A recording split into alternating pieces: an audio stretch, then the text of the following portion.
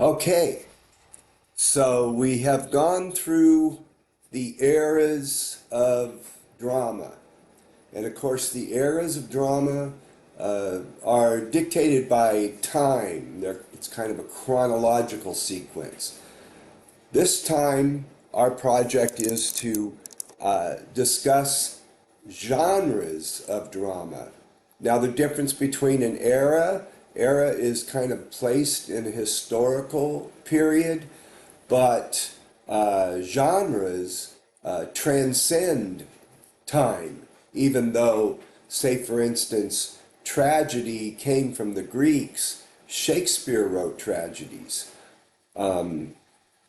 Arthur Miller and some of the American playwrights wrote tragedies.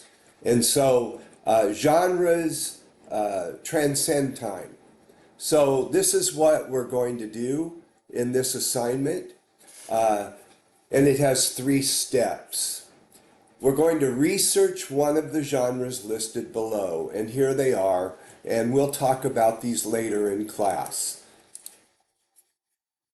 And then we're going to answer these 5 questions. So we're going to make a minimum of 5 or 6 slides. We're going to pair off this time, so we're going to work in groups of 2, and we're going to pair off. We're going to select one of the genres, and then we're going to make 5 or 6 slides. And then, after we make the slides, we're going to do what I'm doing right now. We're going to create a video. So rather than do this live in class, you will be making a video of your topic. Okay, so let's take a look at the various steps that we have to go through. And we'll be working on these in class. So once you select your topic, and my topic is Shakespeare's tragedies, you begin to go into what we call the research phase. And all that means is you can go into a search engine. A lot of you like to use Google. I'm not big on Google because I don't like how much information it tracks on me. But you can go into Google and look at 3 or 4 different websites on your topic. Now let's take a look. This says Shakespeare Tragedies, 10 plays within common features. So there, I'm going to read through this, and I'm going to find if any of this will fit into the idea that I have. So at this point, we're just looking for information, and then we may save some information. Now, I like this: key takeaways, common features of Shakespeare's tragedies, the fatal flaw, the bigger they are, the harder they fall, and external pressure. So I'm going to go back to there to my slides, and notice now that I've copied that over into my catalog. So the second thing you're going to do is you're going to catalog your research. All right, so here we go. Here's Tragedies, another website. There may be information I can glean from this website. I can go back. Let's see.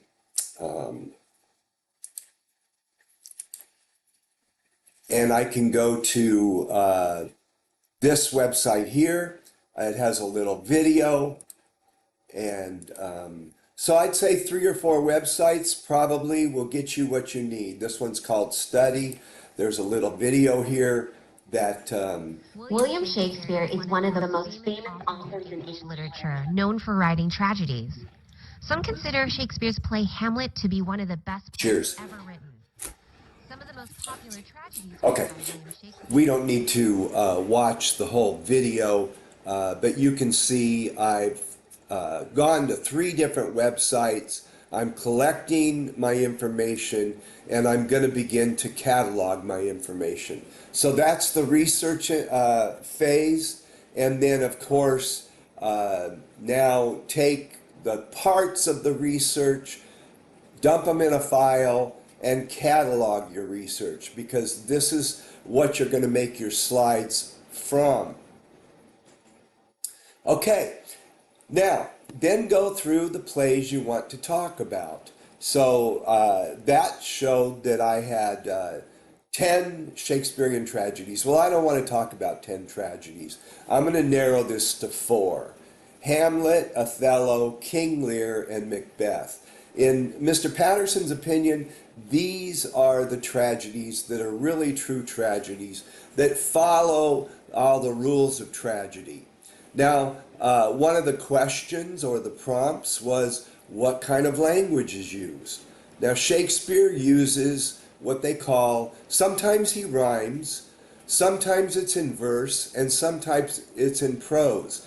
In this case, I've collected a prose quote from Othello. The food that to him now is as luscious as locusts shall be to him shortly as bitter as coliquida. Now that's a bitter plant used as a laxative. So he's eating well now, but pretty soon it'll be coming out the other side.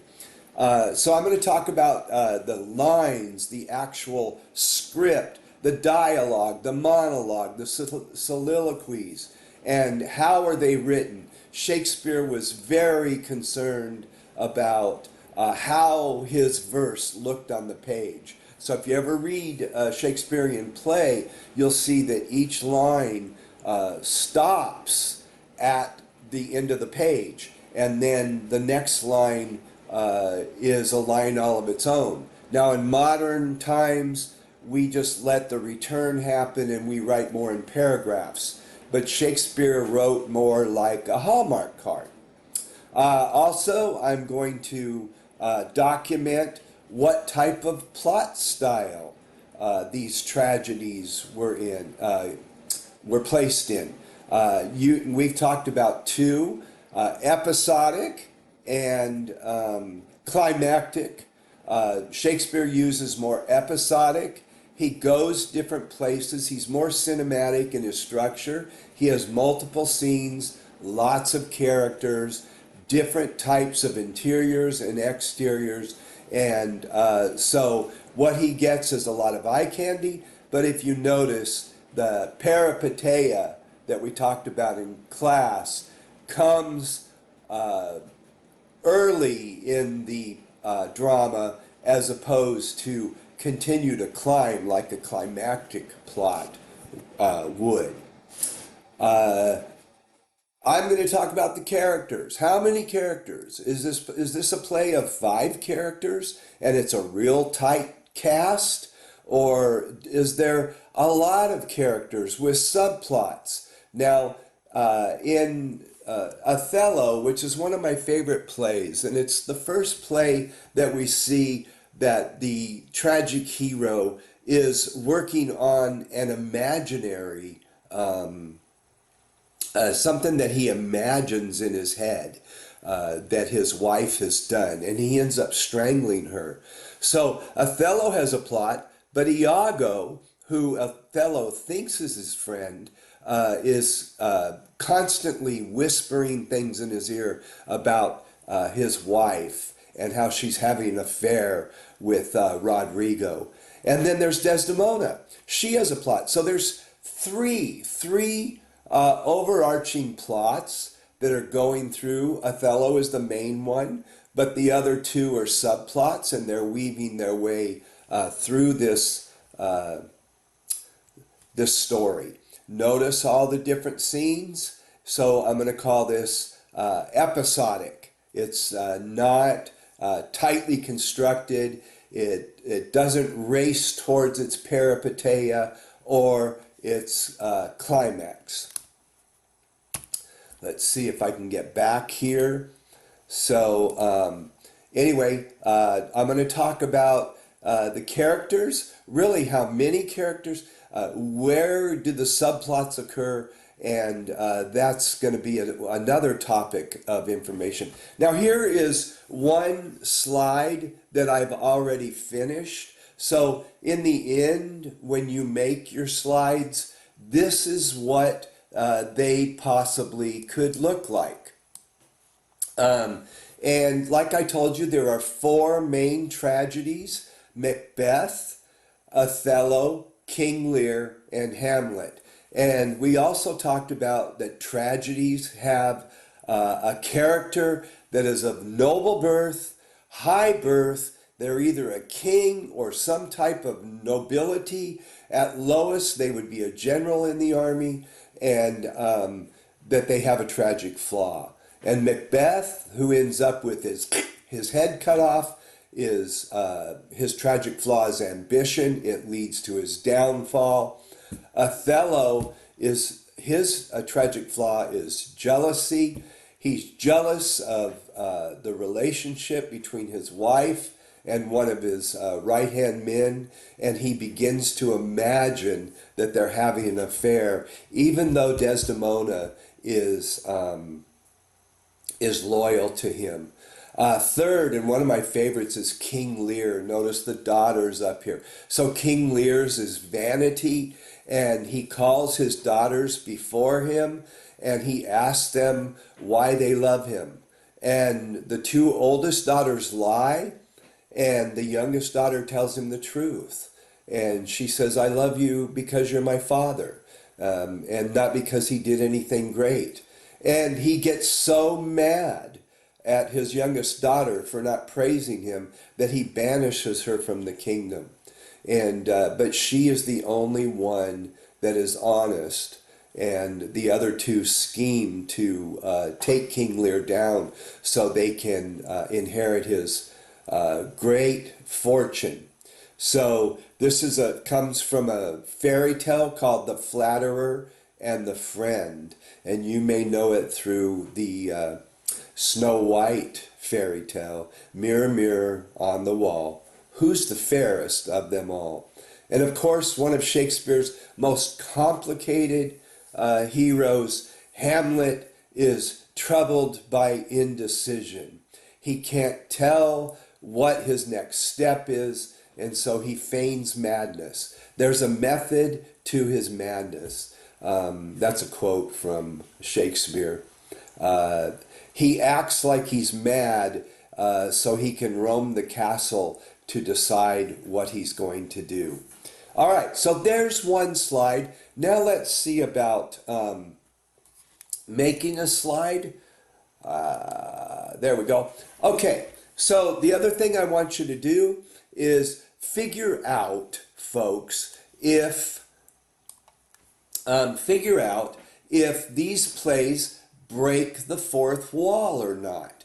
And by the fourth wall, I mean that invisible wall between the performer and the audience. Okay? And so what I've done is I have, let's see here if I can do this. Control Escape. No, I can't get out of here, but I can sure try.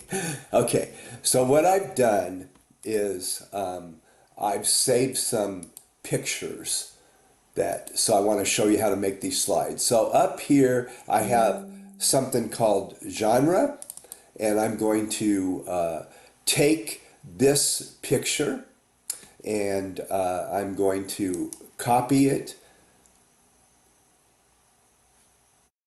Okay, let me try this a different way. I'm going to take this picture and I'm going to come over here in my PowerPoint slide and I'm going to insert picture from this device. Okay, now what I need is the genre, and here we go.